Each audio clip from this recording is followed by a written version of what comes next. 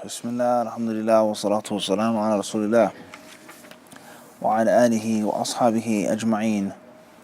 Amma ba'd.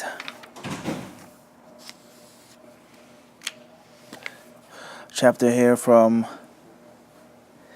Jami' Tirmidhi rahimahullah ta'ala with regards to one of the permissible things of doing when a person makes a wudu, and one of the forgotten sunnahs of wudu. Number one, something that's permissible that you can do, that many people don't know. And number two, many people who do know it, they leave it off and they abandon it. And they make the wudu the same way each and every single time. So, the chapter first starts off, it says, Babu ma ja'a fil wudu'i marratan marratan. Making wudu and washing everything just once. Your face once, your mouth, your nose once, your arms once, etc. Then the next chapter says, Babu ma ja'a fil wudu'i marratain marratain. The hadiths mention about doing it twice. Washing your face 2 times. Washing your mouth and your nose twice. Washing your fingertips, your elbows twice. Washing your feet twice. The head is always wiped only once.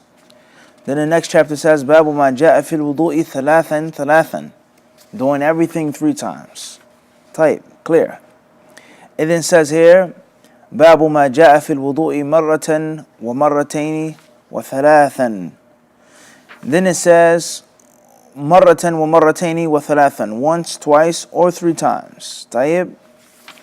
Then the next chapter says, Babu ma ja'a fi man yatawadda'u ba'da wudu'ihi marrataini wa ba'dahu thalathan.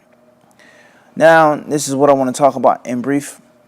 Is those who wash certain parts of their body twice and other parts of the body 3 times to diversify and mix it up. So, obviously you wash your hands first. You put the water in your mouth and your nose, let's say twice. And then you wash your face 3 times. And then you wash your right hand and arm, left hand arm just once. You mix it up. You mix it up and not always do the same way each and every single time. Just like the salat should not be done the same way each and every time. Or just like the adhan should not be done the same way each and every time. Or anything else. As long as it's permissible and it's in the authentic sunnah. As long as it's in the authentic sunnah. And the benefit of doing this, or many benefits, first and foremost, is implementing everything.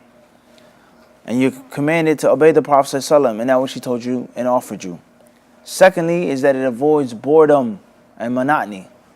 Every single time it's done the same way, each and every single time you become accustomed to it. And it's nothing special anymore.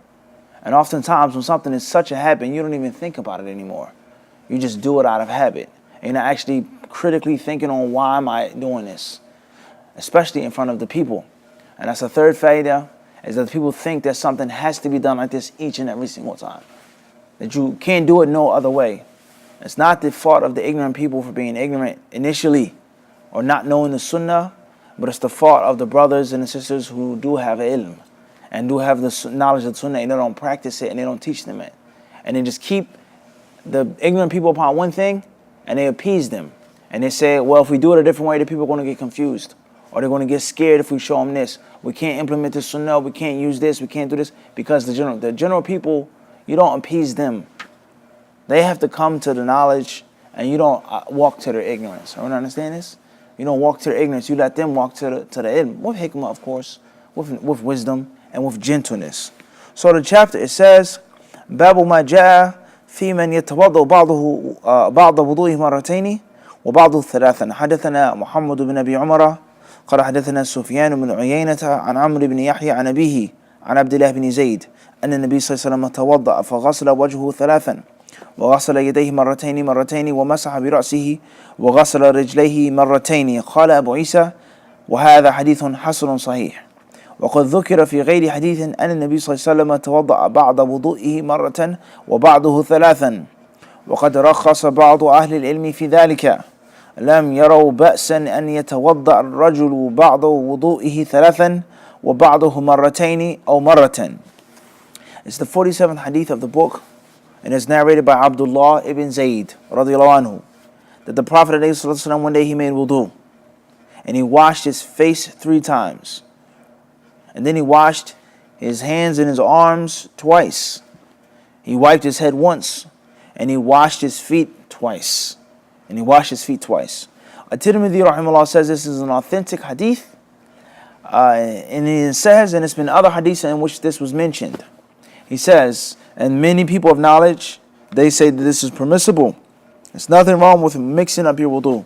Wash some parts 3 times, other parts twice, and other parts once, And this is an example of many, many acts of ibadah in which there's authentic proof to do them in different ways and different styles.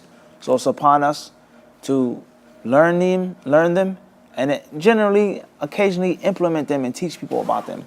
And oftentimes people say, wow, I never knew that. I never even heard of that. And the knowledge is right here in the basic sources beneath our noses. But it's us, those who do not read, and those of us who don't implement it and teach it to the people with wisdom and with gentleness.